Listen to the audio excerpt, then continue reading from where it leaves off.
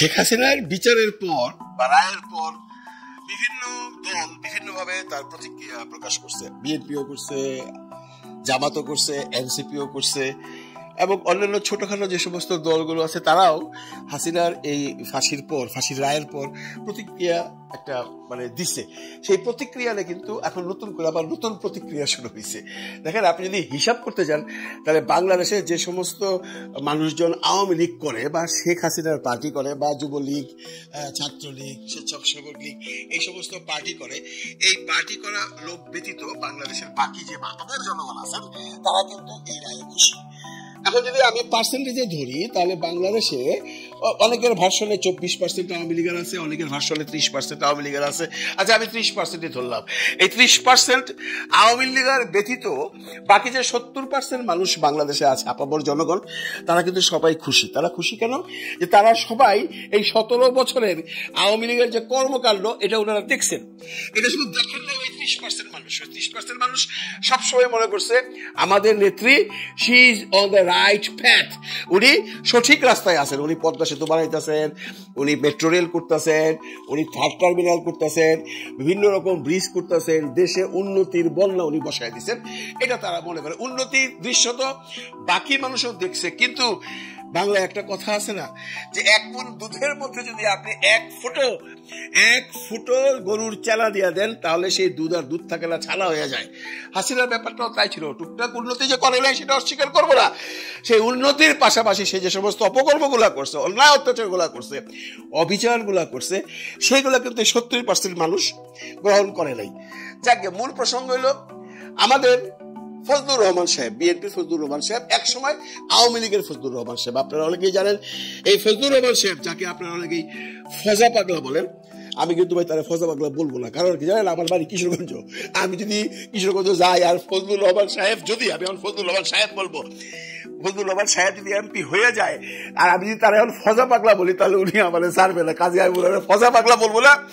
উনি অবশ্য বলে ওনারা ফজা পাগলার নাম নাকি এই ইসের থেকে দিছে, শিবিরের ছেলে পেলেরা দিছে। এটা মিশা কথা। উনার ফজা পাগলার নাম কোথেকে আসছে উনি নিজেও জানে না, আমরাও জানি না। এটা ভাসতে ভাসতে কোথাও থেকে চলে আসছে। তা আমি ভাই ফজা পাগলা বলবো না, কিছু মনে করেন না, কারণ আমারও তো জালের ভয় আছে না। আমি কিশোরগঞ্জে গেলে যদি আমার দুরা মারে তাহলে আপনারা বাঁচাইবেন। এই জন্য ফজা পাগলা বলবো না, বলবো ফজলুর রহমান সাহেব। এই ফজলুর রহমান সাহেব তো আওয়ামী লীগের, আপনারা জানেন একসময় ঢাকা ইউনিভার্সিটিতে ছিল, ছাত্রলীগের সাধারণ সম্পাদক ছিল, ছাত্রলীগের প্রেসিডেন্ট ছিল।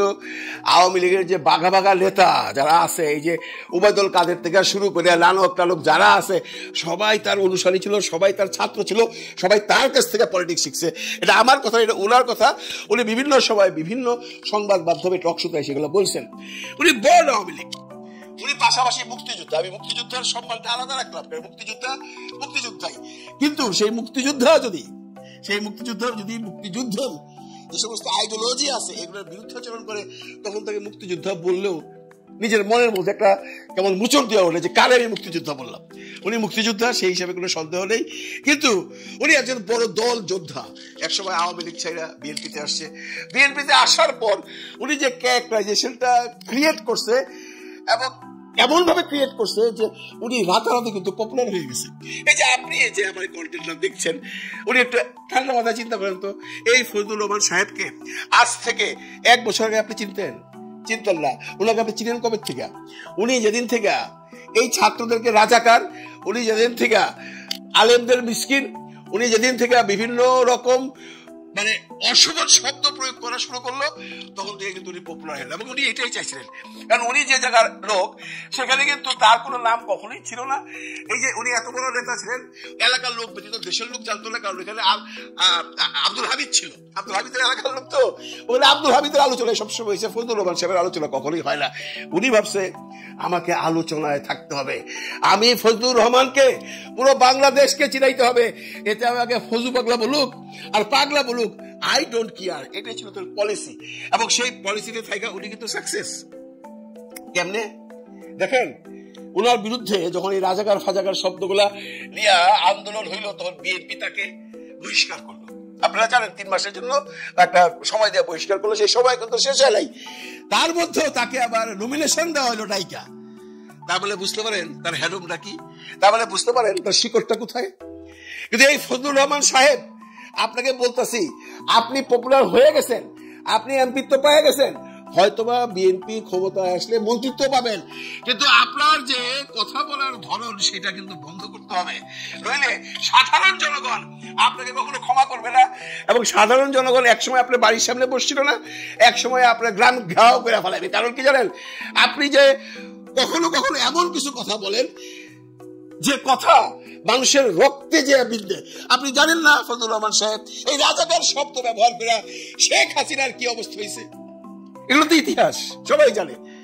আজকে রাজাকার শব্দটা যদি সেই দিন সেই কি রূপা কি ফাজরা রূপার কথার পরিপ্রেক্ষিতে শেখ হাসিনা না বলতো, তাহলে হয়তো বা আজকে বাংলাদেশে এই প্রেক্ষাপট নাও হইতে পারতো। সেই শব্দটাকে নিয়ে আপনি এখনো বিভিন্ন জায়গায় বিভিন্ন ভাবে এর অশুভন ব্যক্তি করে, অশুভন উক্তি করে মানুষের এমন করে অপমান করছেন যে রাজাকার এবং মোল্লা মুসল্লি এবং দাড়ি টুপি যারা পরে তারা সব বাজে মানুষ, তারা সব উচ্ছিষ্ট মানুষ, তারা সব এই সমাজে থাকার অনুপযুক্ত মানুষ। কেন ভাই, কেন? আমাকে একটু বুঝাইবেন আপনি, আপনি কেন এগুলো শুরু করছেন? আপনি এখন এমপি হবেন, আপনি কি ভাবছেন এগুলা বললে আওয়ামী লীগের ভোট যা আছে সব আপনার ঘরে ঢুকে যাবে? না, ওখানে আওয়ামী লীগের কিন্তু আরো প্রার্থী আছে। আপনি জানেন আপনার এলাকার যে উপজেলার চেয়ারম্যান আছে সিলেটে থাকতো, কি এক নাম কাজী কাদের নাকি নাম, উনি গেছে ইলেকশন করতে আপনার সাথে, পাস করবেন না ফেল করে যায় না, আপনি তো ধানের শীষে করবেন, উনি হয়তো অন্য একটা স্বতন্ত্রতে করবে, আপনার জন্য ভালো কম্পিটিটর উনি, কারণ উনিও আওয়ামী লীগ করে, আপনি তো আওয়ামী লীগ করেন না, আপনি তো করেন বিএনপি। এখন বিএনপিকে আমি বলতেছি, বিএনপি উচ্চ বলে বলতেছি, ফজলুর রহমান সাহেবের মুখে লাগাম দেন। শেখ হাসিনার এই মামলার পর, এই রায়ের পর উনি যে কথাটা বলছেন এটা কিন্তু সমাজের মানুষ ভালোভাবে নেয় নাই। উনি কি বলছেন?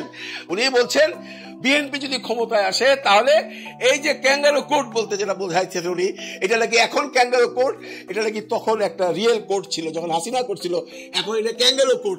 এই ক্যাঙ্গারু কোর্ট তারা অ্যাবলিশ করে দিবে, তার মানে ক্যাঙ্গারু কোর্টে যদি না থাকে কোর্টের রায়ও থাকবে না, তার মানে হাসিনার এই রায় তারা উঠায় নিয়ে যাবে।